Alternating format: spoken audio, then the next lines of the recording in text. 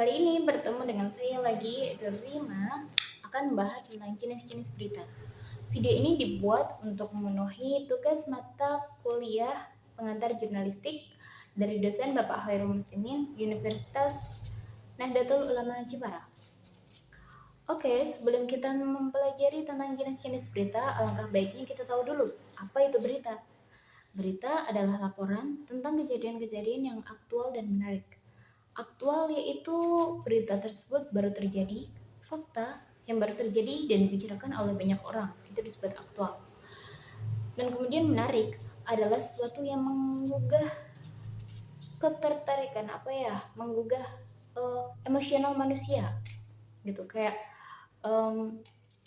lifestyle misalnya. Jenis-jenis berita yang aku pelajari itu ada 6. Yang pertama ada straight news. Straight news itu berita langsung tanpa rekayasa.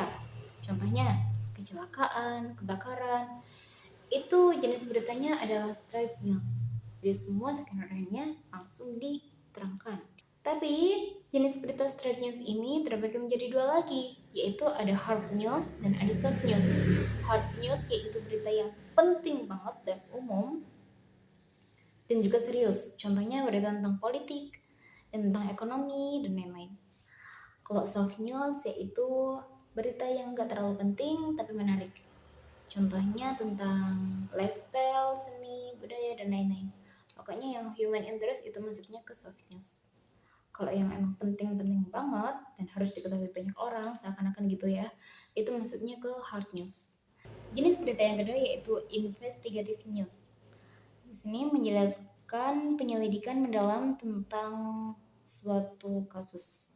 Contohnya mengusut dalam pembunuhan. Jadi kita kepoin dalam pembunuhan itu siapa sebenarnya dan apa motifnya, skenario masalahnya dijelaskan di sana. Yang ketiga ada jenis berita explanatory news, yaitu berita tentang penguraian mendetail tentang akibat suatu masalah dan dampaknya terhadap publik. Contohnya kayak kasus korupsi, itu kita nggak lagi membahas korupsinya itu gimana dan lain-lain, tapi kita membahas bagaimana korupsi itu mempengaruhi, berdampak kepada para audiens, kepada masyarakat. Yang keempat ada interpretative news. Itu gabungan fakta dan interpretasi.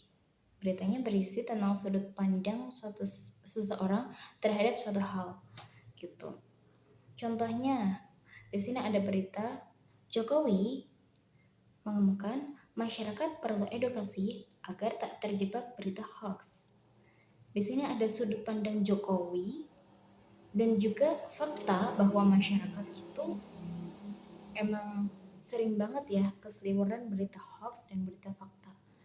Karena ya di zaman sekarang semuanya pakai gadget dan apalagi sekarang udah ada AI, jadi semuanya itu bisa disamarkan gitu, semuanya bisa dipermainkan. Makanya kita itu perlu belajar lebih banyak tentang teknologi. Yang kelima ada depth news. Depth news yaitu pengembangan suatu berita yang belum selesai ini dikembangkan ulang. Contohnya kayak aksi Kamisan. Kalian tahu aksi Kamisan gak? Aksi Kamisan yang digelar setiap hari Kamis untuk memperingati para tokoh yang meninggal tanpa diadili, tanpa pertanggungjawaban, untuk memperjuangkan hak asasi manusia. Itu diperingati setiap hari Kamis gitu. Itu masuknya ke depth news. Bisa banget loh.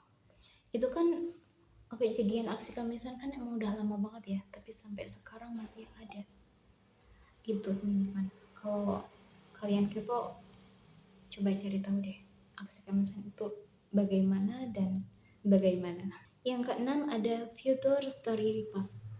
Future Story Repost ini berita yang menyentuh sisi emosional manusia dan agak mengabaikan unsur berita 5W1H-nya. Bukan berarti benar-benar diabaikan ya. Tetap kita menjawab 5W1H-nya, tapi bukan secara to the point gitu. Jadi kayak lebih kepada biar masyarakat itu merasa tersentuh.